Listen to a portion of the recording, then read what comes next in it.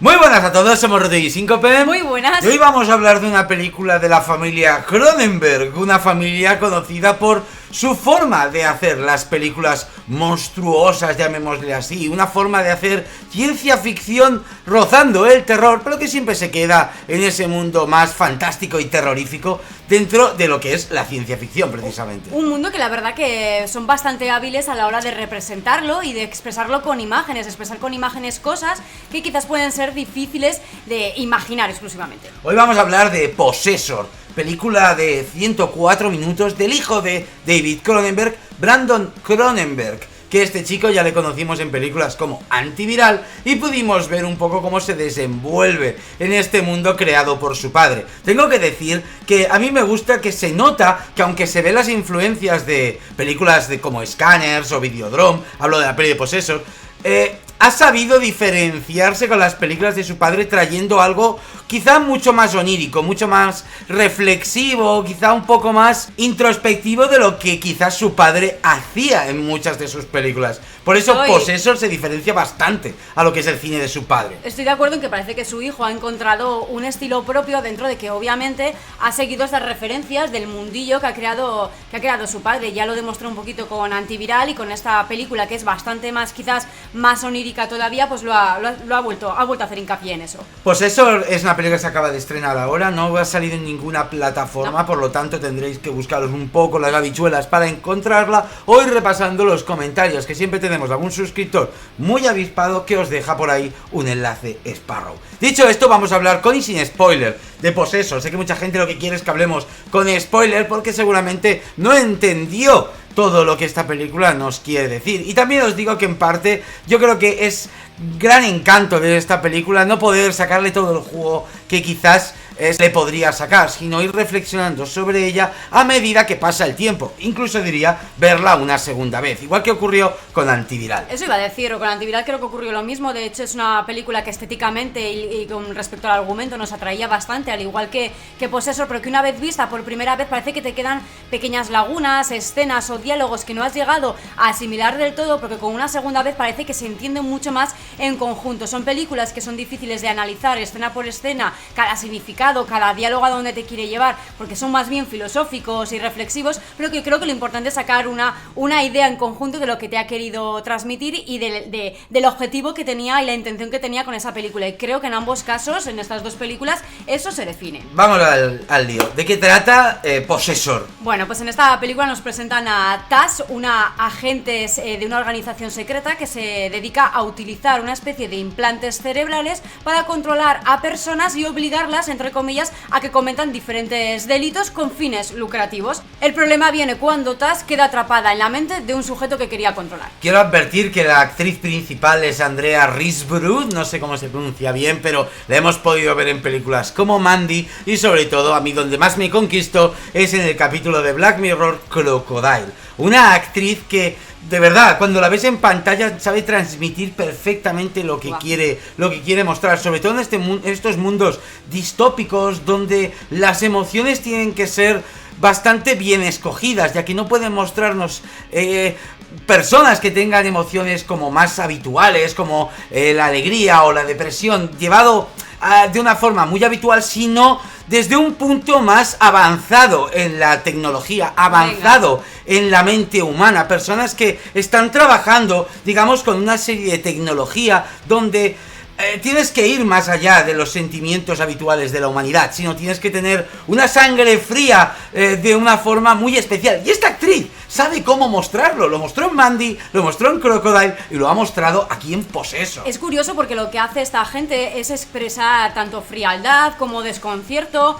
como intención de controlar lo que le está pasando y llevar todo el rato el control de su trabajo, de todas las experiencias que tiene que vivir, pero en cierto modo también se transmite en esa mirada tan... a mí me encanta la mirada y la expresión, mejor dicho, que tiene esta actriz, lo bien que se transmite esa melancolía y ese melodrama que creo que es la parte central donde va a girar un poco todo lo que le pasa a este personaje. Su contraparte, el poseído, el possessor de nuestra amiga... No, possessor es el poseedor. Pues de nuestra amiga Andrea tenemos a Christopher Abbott, otro actor que de verdad es perfecto para ser el contrapunto de Andrea Riseborough. Este actor es lo mismo que ella en hombre. La verdad es que han escogido dos actores que la forma de expresar, la forma de interpretar, la forma de transmitir lo que esta película pretende, no creo que se pudiera hacer mejor. Y creo mucha gente debe estar, joder, Rotten, ¿cómo exageras? De verdad, ha sido tan cercano la forma de ver a estos actores haciendo estos papeles. Me los he creído tanto. Sí, es que este actor también le pasa algo parecido a lo que le pasa a Andrea. Es que tiene también esa mirada entre dulce, tierna, melancólica.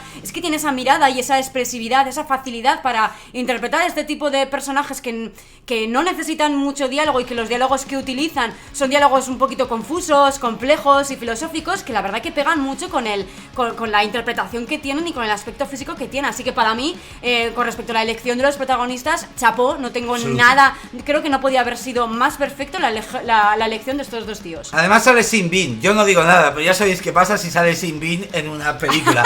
Yo ahí lo dejo, que quizás os sorprenda, ya os lo digo. Pero bueno, Brandon Cronenberg, como decimos, quería hacer una película de ciencia ficción distópica tratando este tema de las posesiones de mentes y los asesinatos a sueldo, ¿sí? Pero a la vez lo que nos intenta contar esta película de trasfondo es un poco cómo podemos llegar a querer ser o intentar ser otra persona que no somos nosotros y cómo puede afectar eso a nuestra propia mente. Es una película que ya os digo juega muy bien con esta ciencia ficción distópica, con esta conspiración que quizás mucha gente cree que puede existir, donde unas fuerzas gubernamentales nos han metido microchips dentro del cerebro y nos controlan de alguna manera, o incluso los aviones que sueltan gas para controlarnos, o las vacunas, como mucha gente cree. Pues esta película juega con esas conspiraciones llevado a un punto estético precioso, porque la película sabe jugar muy bien con la estética, con, digamos, con lo onírico, sabe muy bien jugar con el gore, porque ya os digo que esta película tiene escenas gore muy bien escogidas, sin ser pesada. No es una película que se haga cansina, que se haga densa, en el sentido de que te quieren contar tantas cosas que al final el espectador desconecta, para nada. Todo está muy bien organizado, está muy bien enseñado, está muy bien llevado para llevarnos a donde la película nos quiere llevar, precisamente. A mí me ha gustado mucho cómo ha empezado la película, porque empieza dando por hecho que sabemos cosas que no sabemos. O sea, te vas enterando a medida que avanza la película de en qué tipo de mundo vivimos, a qué se dedica en particular esta empresa, quién es esta protagonista, esta trabajadora que parece que también se le da a realizar este trabajo, quién es su familia, qué tipo de trabajo por encargos, qué asesinatos por encargo hacen, cómo lo hacen, cómo consiguen salir de ese chip que controla la mente del otro sujeto. Todo te vas enterando sobre la marcha y quizás esto a priori puede parecer un poquito confuso y que no te queda claro muy bien por dónde vas, pero la esencia se transmite y sabe llevarte muy bien, como ha dicho Rotten, la película hacia el tema principal y no perderte por otros submundos. Otra cosa que me ha gustado, que no mancha esta trama, es que no vemos tampoco necesariamente una estética de futuro distópico. No se centra en una ambientación de ese estilo, sino que podemos ver un mundo... Está presente.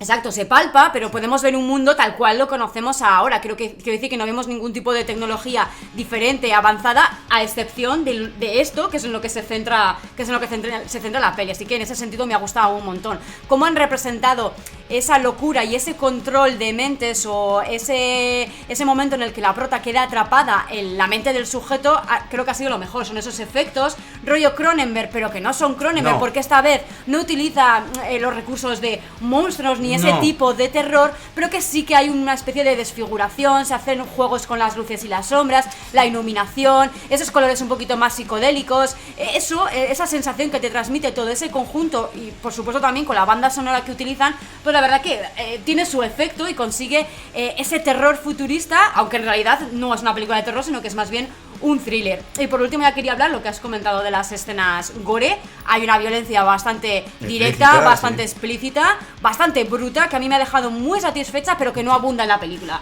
Está bien equilibrada, tampoco el objetivo es ir ahí y simplemente que la película se recuerde por esas escenas, pero la verdad que son muertes, asesinatos o batallas, vamos a decirlo así para no hacer ningún tipo de spoiler, que están bastante presentes y que son atrevidas. Antes de irnos a la zona con spoiler, una última advertencia para todo el que siga en la duda de hostia, no sé si ver Possessor. Sí. Hay una cosa que yo quiero que quede clara para el que la vaya a ver, y es que no te preocupes o no os preocupéis si os quedáis con dudas después de ver esta película. No es de esas que pretende que el espectador se sienta un imbécil por no entenderlo, porque creo que la mayoría lo vais a entender prácticamente todo, y lo que no entenderéis son cosas concretas de dentro de la película, escenas concretas, actitudes concretas, o quizás alguna trama concreta, pero el grosso, lo que intentaban transmitir con Possessor, creo que os va a quedar claro a la inmensa mayoría de forma bastante sencilla. La verdad es que en ese sentido creo que se entiende perfectamente, pero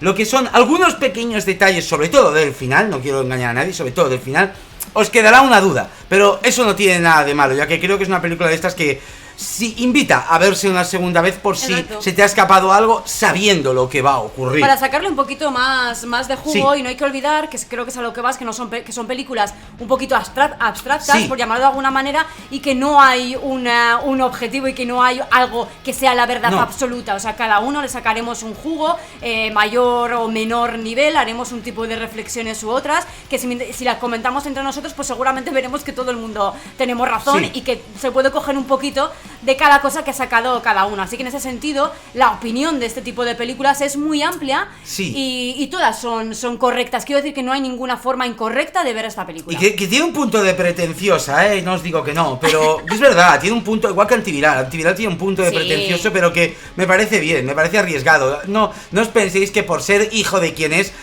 tendrá una vida ya hecha, al contrario. Tiene todo el camino hecho, la cuestión es lo que tiene que hacer es desentenderse de su apellido, intentar que no sea, digamos, la coletilla de su padre, sino intentar que su cine sea también especial para el público. De hecho, sinceramente creo que lo ha conseguido. De hecho, que lo tiene, creo que es algo, parece que a priori puede parecer algo fácil, porque ya partes de una base, y creo que es todo lo contrario, porque aparte de saber hacer cine y de tener una referencia de su padre, tiene que distinguirse de su padre. Creo que eso es la parte más complicada, y creo que Brandon, este hijo del famoso Cronenberg, lo está haciendo a la perfección. Desde luego, para mi gusto, va por muy buen camino. Así que si quieren, nos vamos a la parte con spoiler. Vamos a hablar un poquito más en claro de las pequeñas dudas o cosas, confusiones que nos ha podido crear esta película. Como siempre, a los que habéis llegado hasta aquí, por favor, mirad la descripción, que siempre os dejamos cositas interesantes y quizás os responden algunas preguntas que nos hacéis luego en comentarios. Dicho esto, vamos a la zona de spoiler. Venga.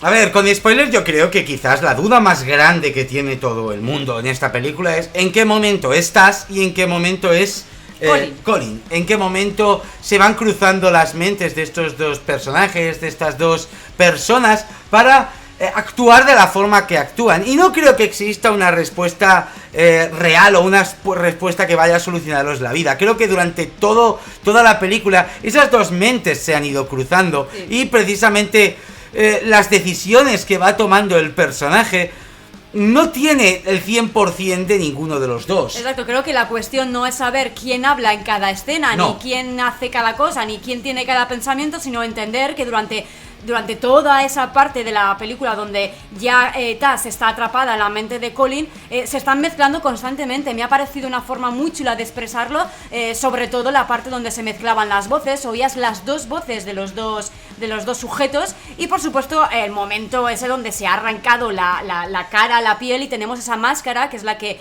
nos ofrece también la portada de la película, que está muy bien expresado cómo es una mezcla un poquito de las dos personas. Creo que visualmente poner imagen a ese rollo tan imaginativo y tan de control mental, tan psicológico, es muy difícil, y creo que lo ha representado muy bien Cronenberg con estos efectos que ha hecho tan psicodélicos. Sí que es verdad que el momento en que él se pone la máscara de Andrea o de Taz, y que ahí podemos ver cómo es él que está entrando en el cerebro de ella para aprender de sus recuerdos, para ver de ella, para ver dónde atacarle el punto débil. Para saber quién es un poco, ¿no? Para conocer un poco de ella. De hecho, vemos esos momentos, esas escenas donde se mezclan los recuerdos y los recuerdos de ella, y es Colin el que está dominando en ese momento un poco la mente, y está dominando un poquito el chip. Y si se pone la máscara es precisamente para engañar al cerebro de ella, para que los recuerdos de ella no lo vean a él como un intruso y no cambien. Entonces, al ponerse la máscara de ella, su cerebro implica de que entiende que es ella quien está ahí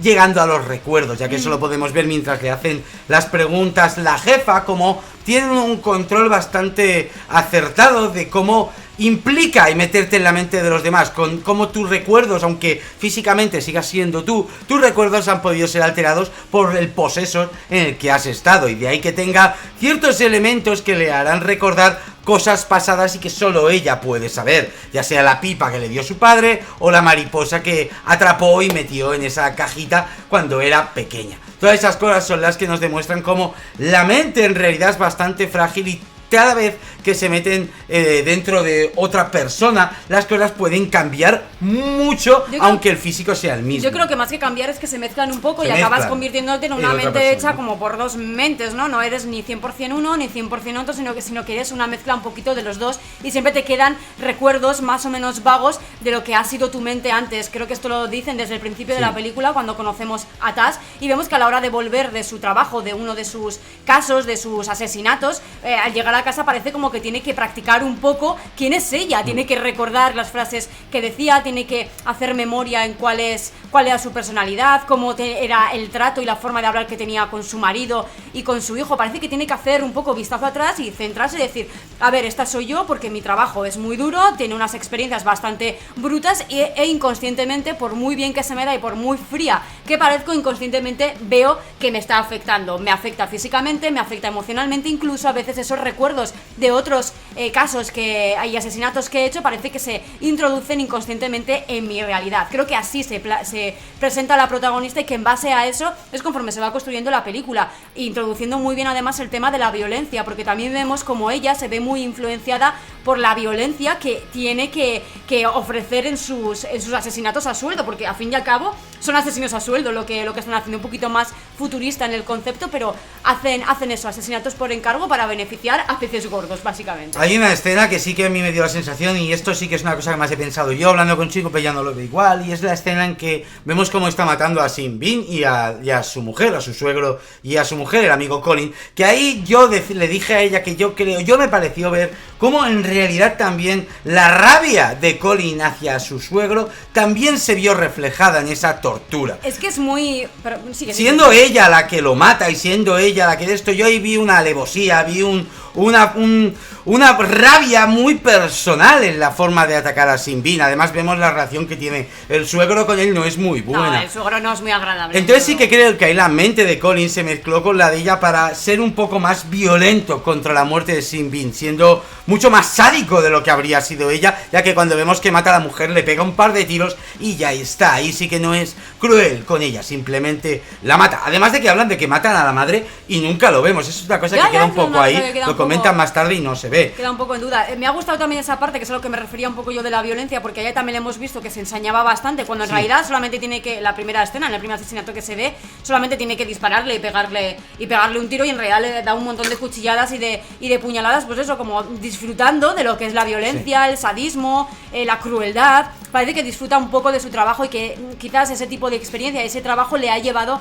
a ser una persona así, disfrutar de la violencia. Parece que a Colin le ocurre lo mismo, es lo que dices tú. Parece que Colin también se ve apoderado por la propia Taz y por la violencia que tenía, o por todo el rencor que tenía guardado, y que se expresa todo de esa forma tan bruta y tan bestia, porque sí que le vemos un poco a él desconcertado, un poco quizás arrepentido, pero tampoco tanto, ¿no?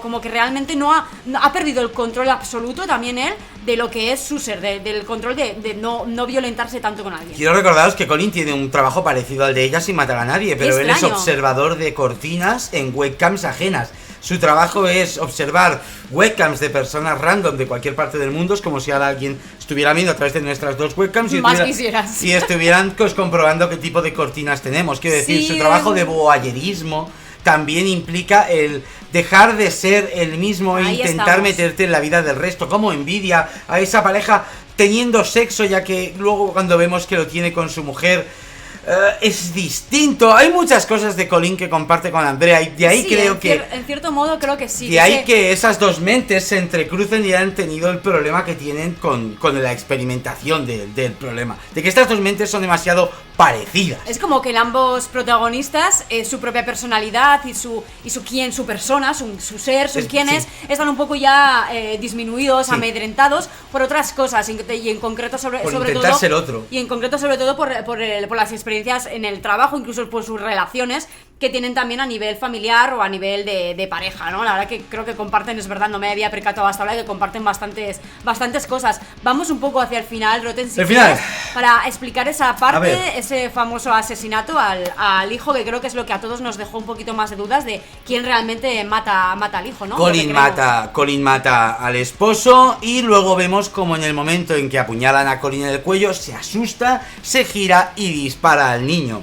En el momento en que ha disparado al niño vemos como esa actitud tan fría, la Taz se da cuenta de que en realidad es alguien que está metido en el cuerpo de su hijo, así que decide matarlo y disparar ella misma con esa escena en la que cambian por fin la imagen y le dispara y le mata. Luego volvemos a ver a Colin. Aquí mucha gente se preguntó, entonces, ¿quién disparó? ¿Colin o Taz? Yo simplemente creo que fue Taz la que dispara y mata a su hijo al ver que ya no tiene nadie va a poder ayudarle, pensar que ella está muriendo, el cuerpo de ella está muriendo, el marido no está y le ha disparado en el estómago, va a sufrir un montón y se va a desangrar. O sea, lo que hablamos un poco es que el primer disparo es un poco fortuito, accidental, porque ahí vemos en ese momento, cuando está sentado y apoyado en la pared, aunque vemos a Colin, creemos que en realidad estás, porque además ella se pone la pistola en la boca para suicidarse, no puede, algo que ya hemos visto que ocurría en otros casos, en otros trabajos que ha tenido que hacer Taz, y dice la famosa frase de sácame, lo que nos corrobora una vez más que es Taz quien está diciendo como la palabra para que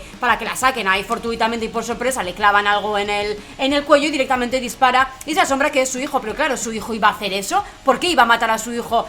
¿Por qué su hijo iba a reaccionar con esa violencia entre un extraño en casa? Entonces ella, yo creo que ahí da por hecho que no es su hijo, que realmente también está siendo controlado por otra persona, y es cuando decide dispararle de nuevo varias veces a la cabeza. Decide dispararle varias veces y también dispararle por supuesto a la cabeza, porque tiene claro que no es su hijo. Precisamente por eso le disparan en la boca, para reventarse el propio chip. Entiendo yo que le dispara en la cabeza tan bestia porque quiere reventarle el chip que tiene el crío en la cabeza. Es una forma que tienen, supongo, de que no les detecten. Además, por eso se tienen que suicidar disparándose así, para destruir esa prueba. ¿Qué pasa? ¿Qué pasa aquí? Cuando vemos otra vez a Taz volver al laboratorio, al despertarse, nadie le extrañó de que no sintiera ningún tipo de pena. Mucha gente quizá cree, bueno, ya se le ha ido tanto las emociones de ser otras personas que ya ni le afecta esto. Yo aquí tengo una teoría distinta, y es que en realidad es Colin el que vuelve, es Colin el que está ya en la mente de Taz,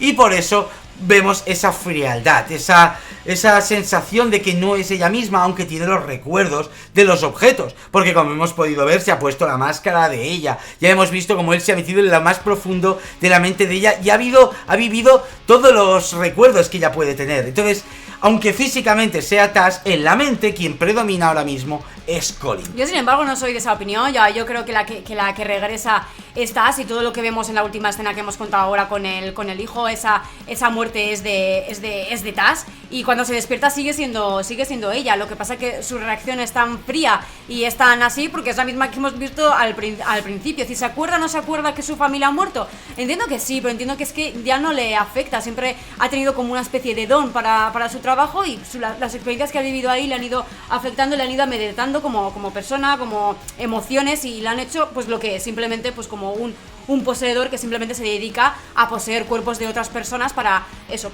cometer delitos, ¿no? Creo que todo es mucho más simple, que no hay que rebuscar tanto de quién es ni quién no es. Sigue siendo la misma, sigue teniendo esos recuerdos y vivirá con ellos. Yo creo que simplemente es así. Luego hay otras tramas que quizás también son un poquito confusas y que han quedado un poquito a medias, que es el tema de la jefa, que la jefa parece que simplemente utiliza al niño para intentar sacar a Taz de la mente de él. O sea, es todo por la empresa, una vez más, sacrificando a quien sea. Y un poco también la conspiración y el infiltrado que tenemos con Eddie, que recordemos que es un amigo que es el amigo de Colin, que lo vemos como pues de repente destapa su infiltración pues de la nada, y que simplemente el tema ese se queda ahí. Así que en general, ¿qué nota le vas a poner a Possessor? Pues yo creo que le pondré un 8,5. Esperando un poquito a verla por una segunda vez, porque creo que me pasará como con Antiviral, que la veré una segunda vez y le sacaré bastante más jugo y me gustará bastante más. Yo le voy a poner un 9, y seguro cuando la vea otra vez le voy a poner un 10. Me ha encantado, me ha gustado muchísimo. Quizá no tanto como Antiviral, pero ahí está. Ahí, sí. Sobre todo por los dos protagonistas, Andrea y nuestro amigo Christopher Abbott. Andrea Riseborough y Christopher Abbott, maravilla de actores, de verdad. Qué bien escogido, qué bien. Y grande el amigo Cronenberg Jr. por distanciarse. Ya no es Junior, yo creo que esto ya se ha hecho un nombre para que sea Brandon Cronenberg. Pues nuestro amigo Brandon Cronenberg, muchas gracias por distanciarte de este modo de tu padre sin perder la esencia que creo que debes aprovechar por el apellido que tienes. Así que dicho esto, si quieres añadir algo más. No, nada, pues eso, que me ha gustado mucho la idea con la que han jugado todo el rato, de no saber quién es quién habla en cada momento, quién controla a quién en cada momento. Me ha gustado mucho. ¿Quién controla al controlador, no? Sí, me ha gustado mucho esa paranoia que nos han creado y que es como una paradoja temporal. Es como de estas cosas, estos bucles temporales que tú intentas buscar en tu cabeza por todos los medios dónde empieza y dónde acaba, pero es imposible saber dónde empieza porque no tiene un inicio, ¿no? Porque, bueno, pues por eso ya sabéis cómo funcionan los bucles temporales. Pues creo que esto es más o menos lo mismo, ¿no? ¿Quién controla al controlador? ¿En qué momento la mente de un sujeto empieza a ser controlada? ¿Se pueden mezclar? ¿Se pueden separar? ¿Quedan recuerdos de lo que fue la otra persona? No. Creo que es algo bastante curioso, una ciencia ficción un poquito más terrorífica, por lo menos explorada de una forma terrorífica, y quiero más pelis así. Así que, como siempre, muchas gracias a los Patreons, a los miembros, que cada día somos muchos más, de verdad que muchísimas gracias. A los nuevos subs, a los de siempre, a todos los que nos dejáis comentarios, que siempre se agradece muchísimo, y sobre todo les hacéis spoiler en gigante. Y gracias, Cinco. ¿Cómo se mete, Roten? Nos vemos en la siguiente. Venga. Y además de con tu like y suscripción, te recuerdo que siempre puedes pudrir tu mente un poquito más, ya sea con la membresía de YouTube o con nuestro Patreon, con el cual podrás ver los vídeos antes que los demás, además de acceder a nuestro Telegram privado, donde la congregación podrida te dará una bienvenida que ni te esperas. Y siempre recordarte que en la descripción te dejamos enlaces a descuentos en diferentes lugares, ya sea de ropa, merchandising o incluso de videojuegos.